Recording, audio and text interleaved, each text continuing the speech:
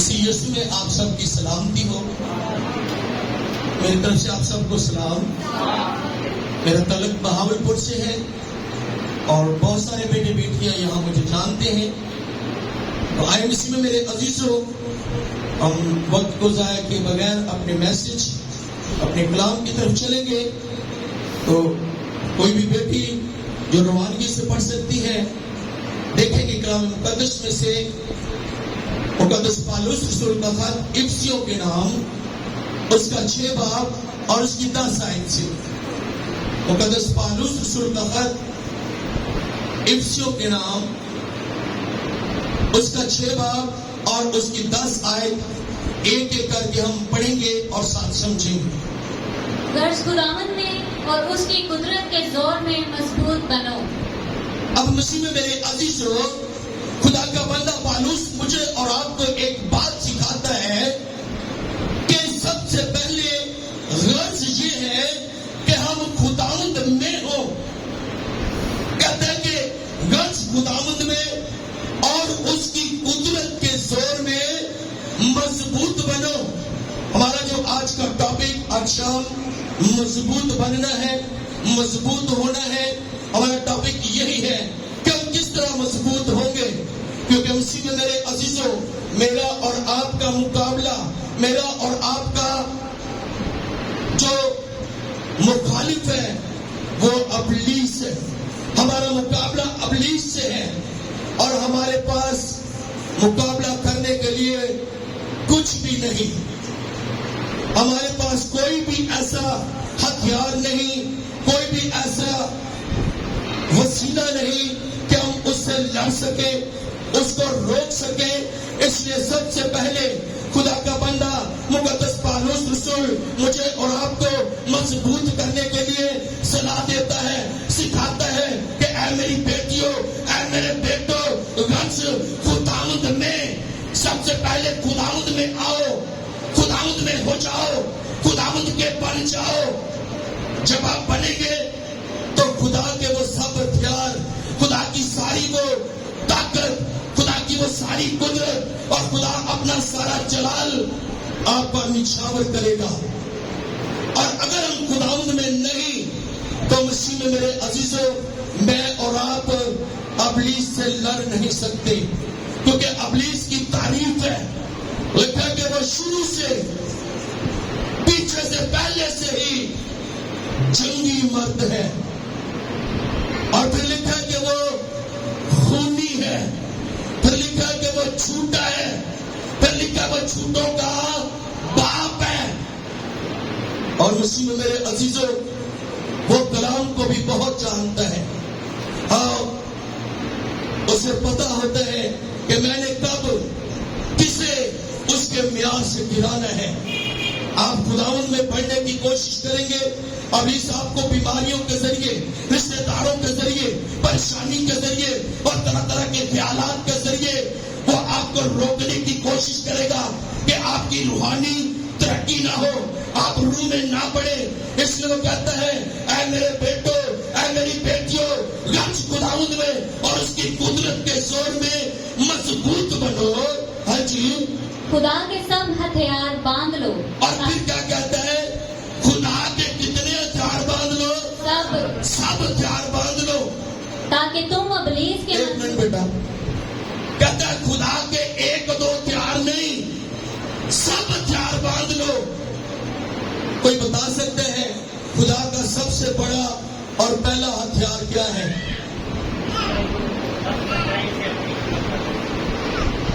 شاباش. اور کوئی؟ بیٹے نے کہا بس سچائی سے اپنی کمر کس. اس سے بڑا ایک ہتھیار ہے، وہ تو طاقت ہے ہماری. ایک ہتھیار ہے، ہم زبور میں گاتے ہیں، کہتے ہیں میرے ہتھیار ہوں گے خداوند دی. کیا آگے؟ کیا؟ کس کے وفادار بننے ہیں؟ خداوند کے. کسی مشن کے یا کسی پادری کے نہیں، ہمیں خداوند کا وفادار بننا ہے. کیونکہ یہی ہمارا پہلا اور سب سے بڑا ہتھیار ہے. اگر آپ خداوند کے وفادار ہیں تو ابلیس آپ کا کچھ نہیں بگاڑ سکتا. ابلیس آپ کو تباہ نہیں کر سکتا, آپ کے قریب نہیں آ سکتا. اس لیے مسیح میں میرے عزیزوں, سب سے پہلے خداوند نے اور اس کی قدرت کے زور میں خدا کے وفادار بن جائیے, اور جگہ جگہ بھٹکنے سے آگے یہ باتیں آئیں گی. ہاں جی پڑھے. تاکہ تم ابلیس کے منصوبوں کے مقابلہ میں قائم رہ سکو. تاکہ میں اور آپ ابلیس کے مقابلہ میں کیا رہ سکے, قائم رہ سکے. اب ہمارے پاس ہتھیار ہی نہیں. ابلیس جنگی مرد ہے, اس کے پاس ہتھیار ہے, اس کے پاس دغا بازی ہے, اس کے پاس فریب ہے, اس کے پاس ریاکاری ہے. لیکن ہمارے پاس صرف اور صرف ایمان ہے, اور ہم خدا کے وفادار بھی کم ہیں, بہت کم ہیں. بہت کم بیٹے بیٹیاں, بہت کم زندگیاں خداوند میں چلتی ہیں اور روح سے معمور ہوتی ہیں, اور وہ خداوند میں چلنا پسند کرتی ہیں. میں نے دیکھا ہے ان 25 سال کے ایام میں بہت سارے لوگ خوشی سے خداوند کو قبول کرتے ہیں اور پھر ایک دم سے واپس لوٹ جاتے ہیں. وہ 2 مہینے 4 مہینے 6 ماہ خدا کے ساتھ چلے اور اس کے بعد پھر اپنی دنیاوی زندگی میں مگن ہو گئے. اس لیے وہ مجھے اور آپ کو سکھاتے ہیں کہ خدا کے سب ہتھیار باندھ لو. سارے ہتھیار ہم نے باندھنے ہیں, وہ چاہے وفاداری ہے یا سچائی سے کمر کسنی ہے, سارے ہتھیار ہم نے باندھنے ہیں. لیکن خدا کے سب ہتھیار باندھ لو تاکہ ابلیس کے مقابلے میں قائم رہ سکو. اور میں نے اس میں میرے عزیزوں اپنی زندگی میں بڑے لوگوں کو ابلیس سے لڑتے اور پھر گرتے ہوئے دیکھا ہے. جو حصہ خدا نے ان کو دیا, جو جگہ ان کے لیے مخصوص کی گئی, ابلیس نے ان سے وہ چھین لی. اور کیا لکھا ہے کہ کوئی تیرا تاج چھین نہ لے, جاگتا رہے اور اپنی پوشاک کی کیا کر, حفاظت کر. لیکن اسی میں میرے عزیزوں ابلیس ہمیں ننگا کرنا چاہتا ہے. اگر ہم لوکا کی انجیل دیکھیں تو اس میں ایک مثال ہے. لکھا ایک آدمی یروشلم کو چھوڑ کر یروشلم پر جا رہا تھا. لکھا کہ وہ تو چند ڈاکوؤں میں گھر گیا, اور ڈاکو نے کیا کیا سب سے پہلے, کوئی بتا سکتے ہیں کیا کیا؟ اس کے کپڑے اتارے, اسے ننگا کیا. آج ابلیس بھی یہ چاہتا ہے کہ آپ یروشلم کو چھوڑیں, کیونکہ یروشلم خداوند کا شہر, خداوند کا گھر ہے. اور جب بھی کوئی یروشلم کو چھوڑ کر یرو کی راہ یعنی دنیا داری کی راہ پر نکلتا ہے تو چند ڈاکوؤں میں گر جاتا ہے اور اس کے کپڑے اتار کر ننگا کر دیتے ہیں. آج ابلیس بھی اسی کوشش میں ہے کہ وہ آپ کی روحانی پوشاک کو اتارے, آپ کے تاج کو چھین لے اور آپ کو ادموا کر کے چھوڑ دے. اور مسیح میرے عزیزوں, اگر ہمارے پاس ہتھیار نہیں تو میں اور آپ اس کا مقابلہ نہیں کر سکتے. ہمیں روحانی پوشاک بھی پہنی ہے, ہمیں روح کی تلوار بھی لینی ہے, ہمیں خدا کا وفادار بھی بننا ہے. آگے بڑھیں گے. کیونکہ ہمیں خون اور گوشت سے کشتی نہیں کرنا ہے. اور کہا کہ ہمیں خون اور گوشت کی کشتی نہیں کرنا. ہمیں پادیوں سے جا کر ہاتھا پائی نہیں کرنا, ہمیں ایڈروں سے جا کر نہیں لڑنا, بلکہ ہمارا مقابلہ ابلیس کے ساتھ ہے. وہ ہمارا مخالف ہے اور وہ گرجنے والے شیر ببر کی طرح بھاگتا پھرتا ہے کہ کسی نہ کسی کو پھاڑ کھائے. ہاں جی, بلکہ حکومت والوں اور اختیار والوں. اور کیا کہا, ہمارا مقابلہ حکومت والوں اور اختیار والوں. اور ابلیس نے کیا کہا یسوع مسیح سے, اوپر لے گیا اور لے جا کر لکھا پل بھر کی سلطنت اسے دکھائی शौकत और सारी दौलत और रुपया पैसा मेरे इख्तियार में है, जिसे चाहता हूं बांटता हूं, मुझे सजदा कर, यीशु तुझे दे दूंगा। तो क्या कहा यीशु मसीह ने? लिखा है कि खुदा अपने खुदा को ही सजदा कर। इसलिए मसीह में मेरे अजीजों, बेटे बेटियों, हमारा मुकाबला हुकूमत वालों और इख्तियार वालों, हाँ जी, और इस दुनिया की तारीकी के हाकिमों, और इस दुनिया के जिसके हम अंदर रह रहे हैं, इस दुनिया की तरीकी के जो हाकिम है, हाँ, और शरारत की उन रूहानी फौजों से, और शरारत की उन रूहानी फौजों से जो आसमानी मुकामों में है। कहाँ रहती है? आसमानी मुकाम, कहाँ रहती है? आसमानी मुकामों में। अब वो आसमानी और हम जमीनी, वो आसमानी और हम जमीनी, उसके पास बहुत ताकत है, हमारे पास सिर्फ सिवाय ईमान के कुछ नहीं, और हम उससे लड़ने के लिए निकले हुए। वो रहता ऊपर है, नीचे नहीं रहता, क्योंकि ये बात मत्ती के इंजील में लिखा है कि इब्लीस का मुकाबला करो, वो तुम में से भाग जाएगा। लेकिन मैं तुमसे कहता हूं, शरीर का मुकाबला ना करना। शरीर कलीसिया के अंदर रहता है, इब्लीस ऊपर से आता है, सलाह देता है, मशवरा देता है, हमें गिराता है और वापस वहीं चला जाता है। और रसूल भी सिखा रहा है कि हमारा मुकाबला उन रूहानी शैतानी फौजों से है जो आसमानी मकामों में है। वो आसमानी भी है, रूहानी भी है, और शैतानी भी है, और शरारती भी है, और हम उनके मुकाबले में सिर्फ जिस्मानी है और जमीनी है।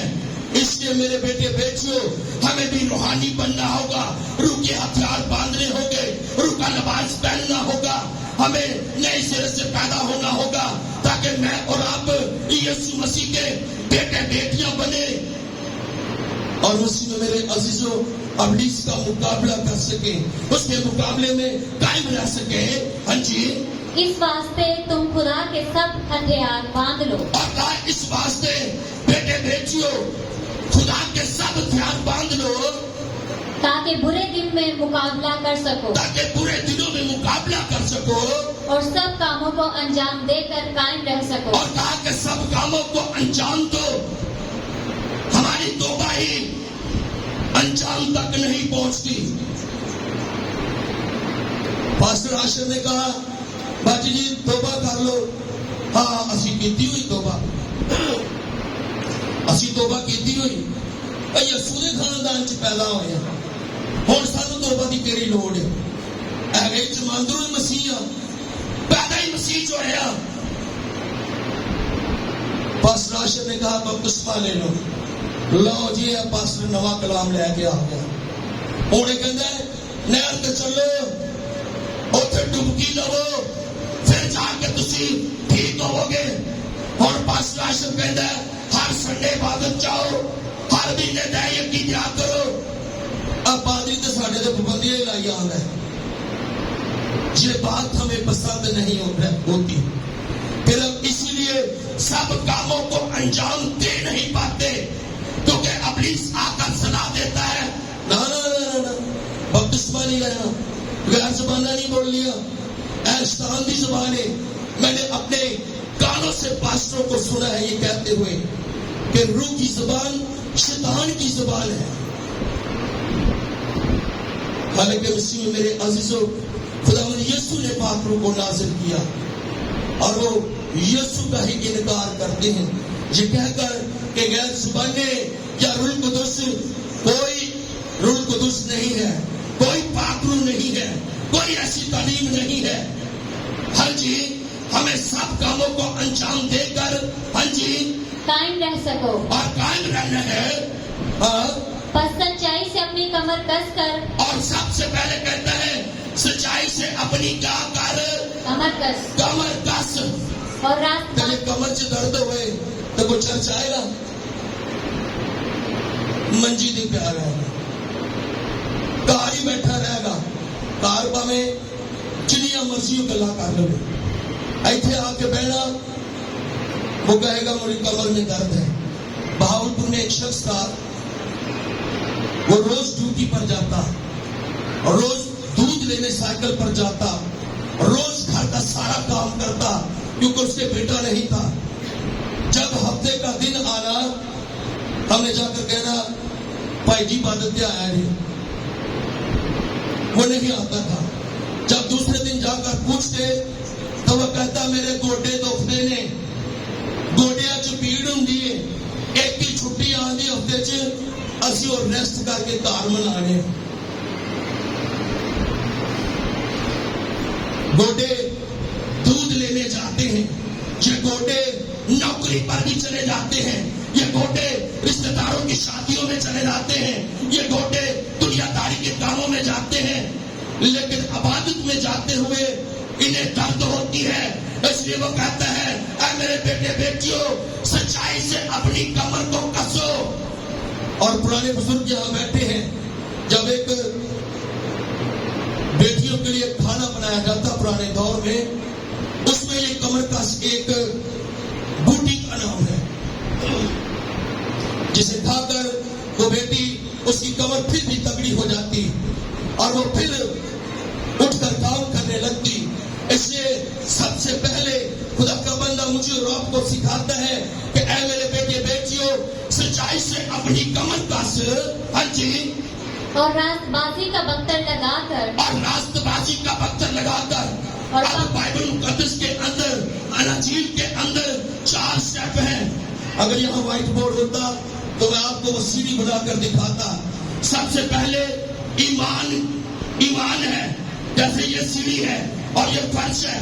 پہلا سٹیپ ایمان کا، دوسرا راست بازی کا، تیسرا کاملیت کا، اور چوتھا برگزیدگی کا۔ اور کیا کہا یسوع مسیح نے؟ ایمان لانے والے تو بہت ہیں لیکن برگزیدہ تھوڑے سے۔ اس لیے رسول سکھاتے ہیں کہ ایمان سے آگے بڑھو۔ ایک سٹیپ اٹھایا ہے، دوسرا بھی اٹھاؤ۔